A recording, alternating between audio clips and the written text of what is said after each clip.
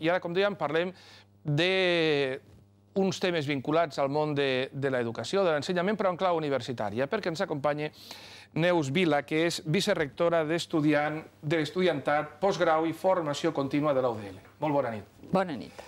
La Neus Vila és també professora de Filologia Hispànica de la UDL i ha estat directora del programa sènior i també directora de l'Institut de Ciències de l'Educació, centre de formació contínua i, per tant, dels temes que parlarem en els propers minuts. Està perfectament al dia per posar-nos avui al corrent de com van alguns dels temes i un que és molt important i que és notícia, com qui diu, d'avui mateix. I és aquest suport addicional que des de la Universitat de Lleida es vol donar a aquells estudiants que per problemes econòmics sobrevinguts a nivell familiar tinguin un autèntic repte a l'hora de fer els seus estudis universitaris. L'aprovació ahir per part del Consell de Govern d'aquesta sèrie d'ajudes a estudiants de grau o màsters suposo que és potser una d'aquelles fites de les que la universitat s'ha de sentir plenament orgullós, de poder donar aquest cop de mà addicional als nois i noies que vulguin estudiar i no tinguin recursos. Doncs sí. El que jo diria és que, per una banda, és lamentable. És a dir, no hauria de passar això. No hauria de passar, però... Però ja que passe, evidentment, el que fa temps que estem mirant de resoldre i d'encarar de la millor manera possible, perquè no era un tema fàcil, era buscar com se podia donar suport a aquells estudiants o estudiants, aquests nois o noies, que, evidentment, com que quan se demana la beca, se demana l'ajut, etc., s'ha de portar la renda de l'any anterior, doncs era probable que hi hagués hagut situacions, en el context en el que estem, en què aquestes condicions haguessin canviat. Evidentment, a partir d'un cert moment, veiem com hi ha alguns estudiants que, amb els 3 terminis, deixen de pagar, etc. Això no només ho veiem nosaltres, sinó que això és una inquietud, jo diria, a nivell de tot l'Estat. Catalunya, per suposat, però també de tot l'Estat. Totes les universitats estem preguntant-nos, en fi, com podem resoldre tot això.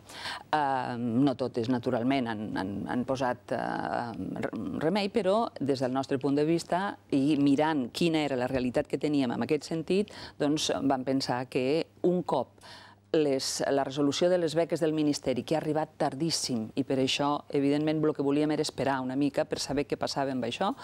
Ara ja tenim la resolució de les beques del Ministeri i ara estem esperant a veure quantes persones d'aquestes pensaven que han quedat unes quantes persones, no em voldria equivocar dels números, però al voltant d'unes 200 que no han tingut la beca del Ministeri que pensaven i llavors, doncs, què pot passar? A part, els impagats que podem tenir, no en tenim masses tampoc a la Universitat de Lleida, però vaja, és un percentatge que sempre ens preocupa. Totes aquestes persones podran accedir, sobretot les persones que han demanat la beca i que no se'ls ha concedit, doncs podran demanar aquest ajut. La convocatòria es va aprovar ahir i a partir del moment en què surti publicada al butlletí de la universitat, doncs es podrà fer la sol·licitud amb els termes que surtin publicats. I quin percentatge més o menys d'estudiants hi ha a la Universitat de Lleida que estiguin becats? És molta gent que demana la beca i que al final se li concedeix? O, en fi, és minoritari? No és minoritari, però tampoc n'hi ha tants. O sigui, ara el número me resulta una mica difícil de dir-li, i a més, aquests últims temps hem tingut tant ball de xifres que en aquests moments, de veritat, que ja m'és una mica complicat. Però, en qualsevol cas, el que sabem és que tenim, és a dir, aquest any se van demanar, no em voldria equivocar els números, perquè el vicerector de docència és el que porta tots aquests números al cap i tal, però jo podria dir que devien ser al voltant d'uns 4.000 potser, i crec que, en fi, que la meitat o una mica més entre equitat i tal han aconseguit la beca. Una altra cosa, la del Ministeri és diferent, perquè hi ha les beques també de la Generalitat, que són les que van segons les franges també d'uns llindars de renda. I aquí no és tota l'ajuda, sinó que és una part d'ajuda, d'acord?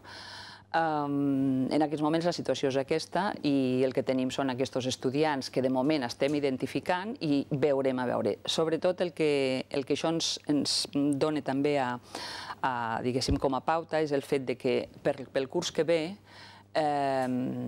tindrem ja tot un plantejament fet perquè això no sigui tenir-ho que fer en moments en els quals hi ha hagut aquest... De totes maneres, aquest any la resolució de les beques del Ministeri ha estat molt tardana. Estem acabant pràcticament el curs ja. Exacte. Vull dir que s'ha estat tota la temporada, tot el curs pràcticament amb l'alla al cor. A veure què passa. Això mateix. Parlem d'un altre dels aspectes que també tindrà una determinada importància, que és el curs vinent, el tema de les llengües, que és, l'hem comentat amb aquest mateix programa en alguna altra ocasió, però clar, cada dia es va ficant més fil a l'agulla amb aquest aspecte. El requisit de B2, del nivell B2, aquesta tercera llengua, per a estudiants de grau. Això, a l'hora d'implantar-se a la Universitat de Lleida, com es fa? Vull dir, és un tema que... En fi, suposo que no s'hi ha de fer així i ja ho tenim automàticament posat, però suposo que ja s'està també treballant per fer-ho d'una manera paulatina o de la manera que sigui potser menys traumàtica pels estudiants, no? A veure, el primer que s'ha d'aclarir és que aquest requisit encara no és requisit. Encara no? Encara no. Però serà d'aquí a un mes? Bé, això hauria de dir la Direcció General de l'Universitat. Serà d'aquí pel curs que ve? Creiem que sí, perquè totes les notícies, totes les trobades que hem tingut als diferents responsables, tant el rector com la secretària general, com jo mateixa, les diferents comissions d'universitats que hi ha a Barcelona, naturalment a la qual anem totes les universitats, en representació dels vicerectors, en representació de cada universitat, hem pogut comprovar que la intenció del govern català és posar aquest element com a requisit. Per tant, una determinada feina de cuina s'haurà tingut que fer a la universitat abans de... A veure, el cas és que això seria per començar el curs, els estudiants que comencin el curs 13-14. Això també és important aclarir-ho, perquè els estudiants que ja hi són no tindran que acollir-se amb aquest requisit, amb aquesta necessitat. Quin és el requisit exactament? El que dirà, i dic el futur, perquè suposem que serà així, però que quedi clar que en aquests moments això encara no és llei ni requisit. Però si això es confirma, el que serà és que els estudiants que comencin el curs 13-14 els seus estudis de grau, quan acabin, s'entén que 4 anys després o 5 anys després, hauran d'acreditar que tenen un B2 d'una tercera llengua que creiem que majoritàriament serà l'anglès, però que les altres 3 llengües que s'examinen a la selectivitat, que són el francès, l'italià i l'alemany, entren també dins d'aquesta reglamentació. Això què vol dir? Doncs una de les primeres coses que hem de saber a la universitat és com ens arriben els estudiants. És a dir, quin nivell tenen. Això del B1, el B2, l'1 i l'2 és una terminologia que s'ha creat a nivell europeu, el marc de referència europeu per a les llengües, de manera que ens entenem tots, perquè abans hi havia, bueno, i existeixen encara, no? I se fan equivalents a determinats nivells. Però abans hi havia que si el FIRST, que si el Cambridge, que si de l'Institut Goethe... És com tenir el carnet de conduir, que tothom pot tenir el carnet, però no vol dir que tothom sàpiga conduir, no? Clar, és que llavors el que s'ha posat és un acord entre els elements, diguéssim, les entitats implicades d'Europa, que llavors el que queda és aquesta denominació i aquest reconeixement per a aquest coneixement de llengües. Llavors l'A1 és el més baix, l'A2, el B1, el B2, el B2 té 2 nivells, és a dir, el B2 costaria 2 anys d'aconseguir-lo, hi ha un B2-1 i un B2-2, i tot això fa el B2, és a dir que des de l'A1 fins al B2 són 5 anys, 1, 2, 3, 4 i 5, perquè se'n facin una idea de què és el que hi ha. Clar, si els estudiants ens arriben amb un B1, doncs és fàcil arribar al B2. Per tant, serien 2 cursos més i l'estudiant ho pot, diguéssim, que distribuir amb els seus 4 anys de grau, d'estudis de grau, i no hi ha cap problema. Clar, el problema és si no ens arriben amb un B1 i si ens arriben menys. Fins ara, les fotos que s'han fet en aquesta situació no han estat massa fiables a la Universitat de Lleida. El 2010 se va fer una prova de nivell a tots els estudiants de nou accés i els resultats van ser uns resultats que ara el que volem és, amb aquesta nova situació, és depurar-los. Per tant, la prova de nivell tindrà tot allò que realment ens doni la idea de quin nivell tenen aquests estudiants. Per una altra banda, si hi ha algun estudiant que ja té l'acreditació, però una cosa és tenir coneixement de llengües i una altra cosa és estar acreditat. Si ja té alguna acreditació, doncs tot això ho reflectirem a la matrícula i així sabrem quants són els estudiants que ja estan acreditats i els estudiants que necessiten una prova de nivell. I així tindrem, diguéssim, aquest panorama. A partir d'aquí, però ja ho estem preparant ara, evidentment, perquè no es pot fer a partir de llavors, sinó que ja ho estem preparant, evidentment, la Universitat de Lleida el que ha de fer és posar les bases i el marc perquè aquests estudiants puguin acudir a les classes de llengües a uns preus públics d'una manera adequada. Aquí tenim l'escola oficial tampoc podria absorbir el volum d'estudiants que volguessin fer aquestes llengües, per tant, penso que s'ha d'establir una col·laboració i, per la nostra banda, naturalment, esglaonadament, segurament, doncs anirem posant també els recursos perquè els estudiants puguin, diguéssim, fer això. Però això no està dins dels currículums dels graus, que consti. Això, el que fa la Direcció General d'Universitats és exigir aquest requisit, el que farà serà exigir aquest requisit que ho tinguin a final, però això no està, diguéssim, al currículum i diguéssim, als plans d'estudis dels graus. Als plans d'estudis dels graus el que tenim són assignatures que imparteixen en anglès, quasi tots els graus tenen algunes assignatures que ho fan, però clar, això és una cosa i una altra cosa és que aquells estudiants acabin acreditant-se d'un determinat nivell de llengua. Doncs parlem d'un altre tema que també té una afectació important dintre de la universitat. Jo crec que de totes les universitats, perquè a vegades quan es parla d'una persona que té una llicenciatura en dret, doncs és llicenciat en dret. Però quan es parla que té un màster, s'acostuma a dir a continuació que és per la universitat de. Suposo que els màsters li donen també a la universitat, sigui la que sigui, i a la de Lleida també, un determinat nivell de prestigi, un determinat nivell fins i tot identitari. I per això s'està treballant tant. Però sobretot això que vostè acaba de dir és una cosa que es feia més abans. Per què? Perquè els màsters abans no eren un nivell d'estudis oficials com és ara. Ara hi ha el grau i el màster. O són les persones que es titulen, o són graduats o graduades, o bé són màsters en el que sigui. Totes les universitats tenim màsters ara. Abans, evidentment, era un altre nivell. Les universitats ara totes tenim màsters perquè, en principi, és la continuació natural del grau. Això per una banda. Per tant, les universitats hem de donar la resposta als estudiants que tenim de grau, tots aquells que vulguin continuar estudiant i seguir formant-se amb el nivell de màster. Però, a part d'això, les universitats també hem de buscar quines especificitats i quins àmbits ens distingeixen i ens donen aquest prestigi davant d'altres universitats que no tenen aquestes especialitzacions. Nosaltres, per exemple, en l'àmbit agroalimentari, doncs tenim aquesta especialització i, per tant, hem de ser valents aquí i oferir propostes als nostres estudiants. Però no solament, tenim també màsters.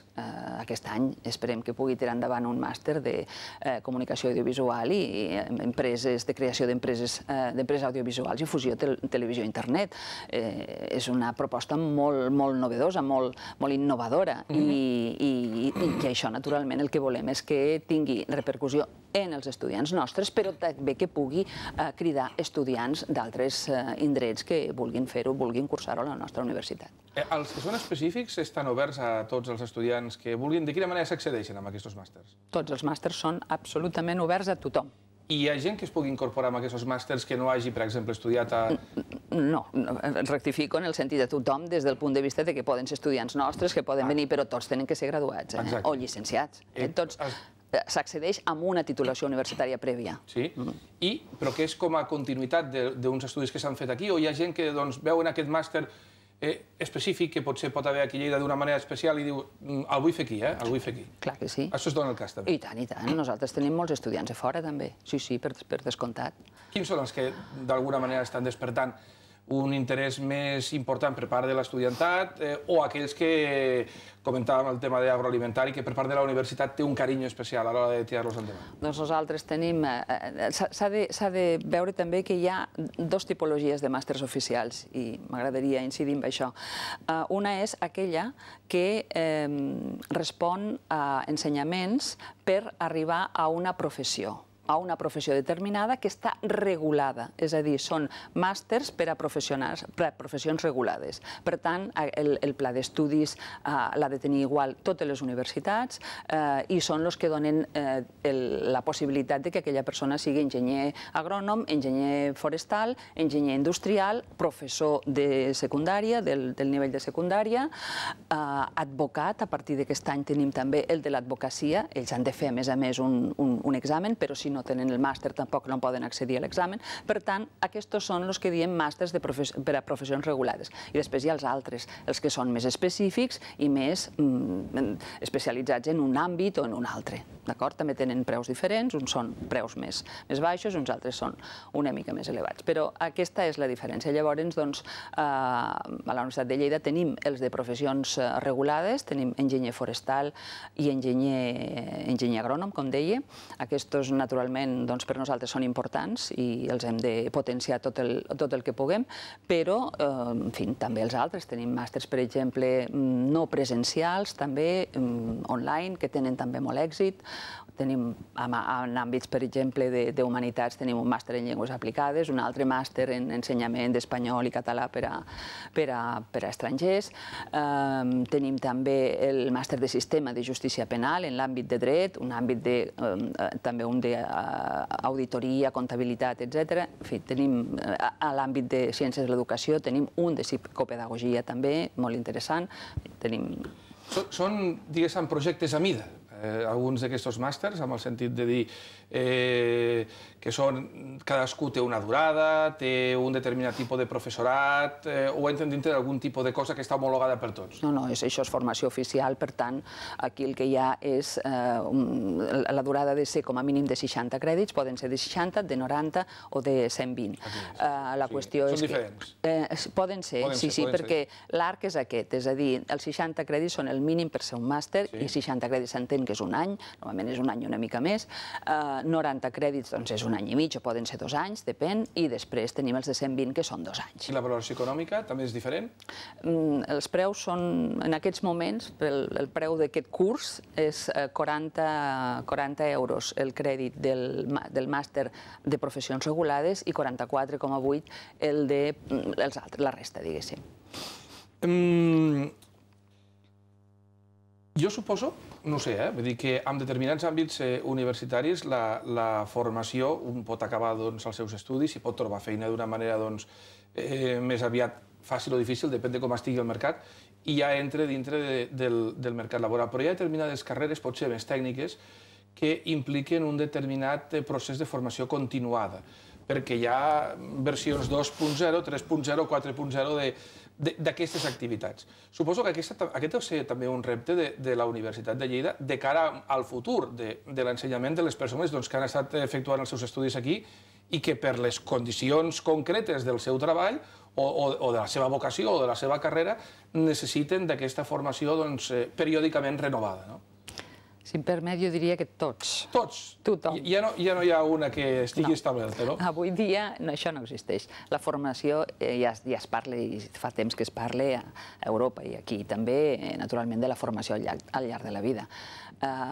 Aquella idea de que tu et formes durant 5 anys i ja està, ja no has de fer res tota la vida i tota la vida exerciràs aquella professió, la veritat és que això als nostres joves no se'ls pot dir perquè és que ja no és real.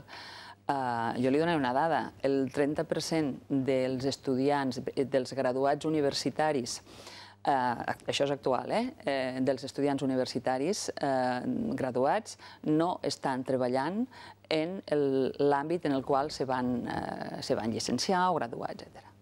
És a dir, estan treballant en feines de nivell universitari, però no de lo que van estudiar. D'acord? Llavors, això què significa? Això significa formació permanent. És a dir, tu tens unes eines, el pas per la universitat t'ha donat unes eines, però a partir d'aquí, tant si és per seguir dins de la teva professió i dins de la teva dedicació professional i laboral, com si és per engegar alguna línia diferent i nova, per descomptat que t'has de formar. Això pel que fa als estudiants, però la formació contínua, aquesta formació al llarg de la vida, La Universitat de Lleida té també la responsabilitat d'oferir-la del màxim nivell al territori, és a dir, als professionals que estan aquí, hagin estudiat a la Universitat de Lleida o no hagin estudiat.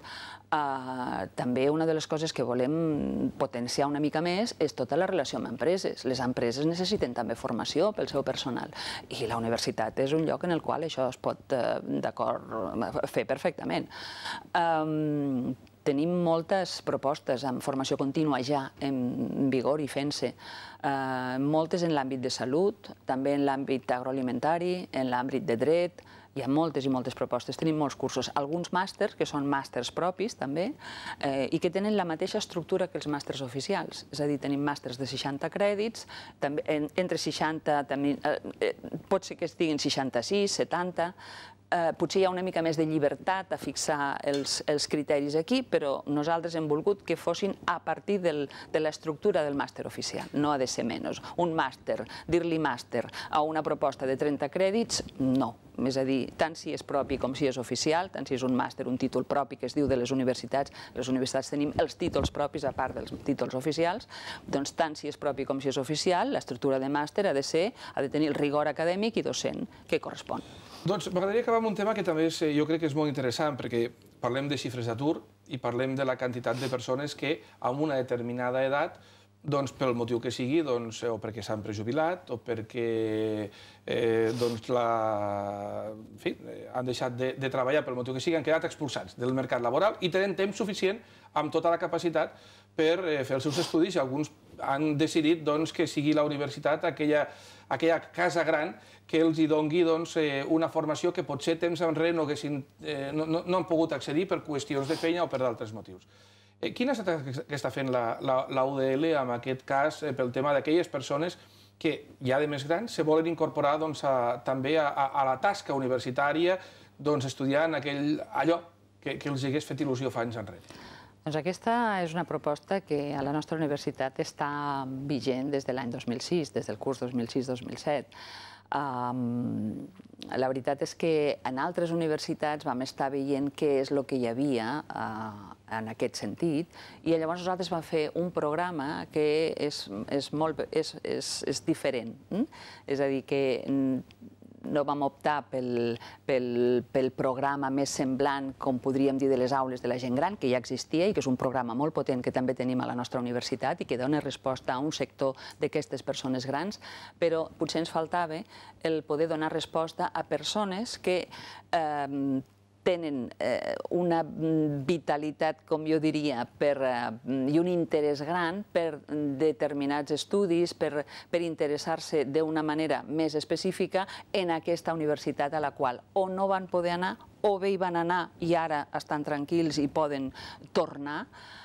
Però també pensi que hem tingut, amb aquest programa, hem tingut i tenim persones que estan treballant. Tenim persones de la banca que, quan acaben, a la tarda, com que les classes són a la tarda, de dilluns a dijous, llavors poden perfectament venir. També infermeres, persones que tenen alguna feina. És a dir, tenim un ventall bastant interessant d'estudiants del programa sènior. És un programa, jo crec que molt interessant, és un programa amb el qual la universitat també fa aquest servei al territori i fins ara ens plantegem de continuar-lo i tenim el suport del Consell Social amb aquest programa, que és molt important perquè des del principi ens el van donar, i també tenim un conveni amb la paeria que també ells se fan càrrec, diguéssim, d'alguna part del programa. Per tant, amb el Consell Social i amb la paeria i la Universitat de Lleida som les tres entitats que tirem endavant aquest programa i de moment el que volem és continuar-lo tenint, encara que són moments difícils, tots ho sabem. Però s'ha anat incrementant també, no?, l'assistència i la participació de les persones, no? Sí. Mirava els números abans i vam començar amb 18 estudiants. En aquests moments en tenim 100. Quines són les matèries que... El vam dissenyar molt transversal, és a dir, vam veure que podíem fer una proposta i una oferta que pogués satisfer a molta gent, perquè si algú volia estudiar història, hi ha la carrera d'història i no hi ha cap problema perquè una persona de 50, 54, 56 anys cursi aquesta carrera. Per tant, això no era el nostre interès. Llavors, què vam fer? Doncs vam fer un programa en el qual hi hagués assignatures d'humanitats, d'humanidats, assignatures de tecnologies també, hi ha les energies alternatives, d'assignatures d'ecologia, naturalment llengües, literatures, també n'hi ha de dret, de salut també, molt important. Per tant, tot això, tot aquest programa, doncs va anar fent algunes... És molt important la tecnologia, és a dir, aquestes són obligatòries. Pot venir gent que no en té ni idea, que no s'ha trobat mai davant d'un ordinador, cada cop menys, cada cop això passa menys, però sí és cert que venen persones que potser inclús només han tingut que estar a l'ordinador per una feina determinada i en canvi ara a les matèries, als ensenyaments se'ls exigeix tenir un altre domini i naturalment també a les xarxes i a tot el que és internet i tot això els motiva moltíssim. He de dir que els primers 3 mesos són terribles. Vull dir, n'hi ha molts que diuen què és això? On m'he posat? On m'he posat? Perquè, clar, hi ha avaluació. Vull dir, no és anar a sentir conferències i formar-se, que és molt interessant, però no, aquí tenen que donar, tenen que rendir comptes i, per tant, hi ha avaluació, etc. Però és que l'abandonament, jo diria que és mínim, però mínim, i a vegades hi ha hagut persones que ho han tingut que deixar per situacions familiars, però no per l'entusiasme i per la xarxa de relacions que formen.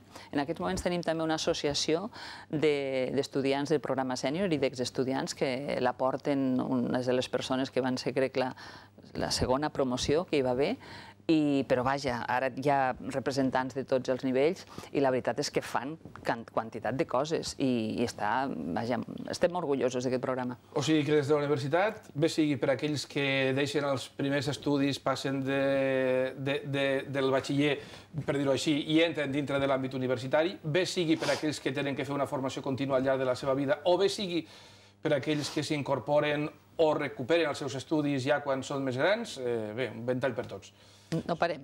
Suposo que tot això que hem parlat també ho deuen poder trobar a la plana web de la universitat, perquè aquí hem fet una vista d'ocell, així molt per sobre, d'algunes de les coses que es poden fer i que es poden trobar, però que qui vulgui entrar al detall a través de la plana web de la UDL i atansant-se, suposo, a les oficines poden rebre tota la informació que vulguin. Per descomptat, cap problema.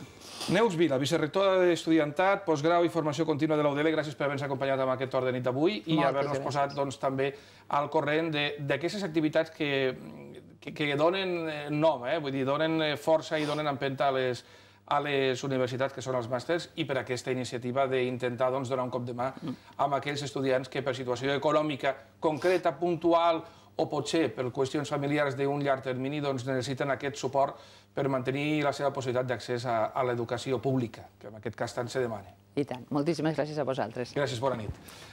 Anem a l'aturada habitual per la publicitat i entrem ja, com dèiem al començament del programa, amb el temps de debat en el que avui ens acompanyen els joves polítics. Fins ara mateix.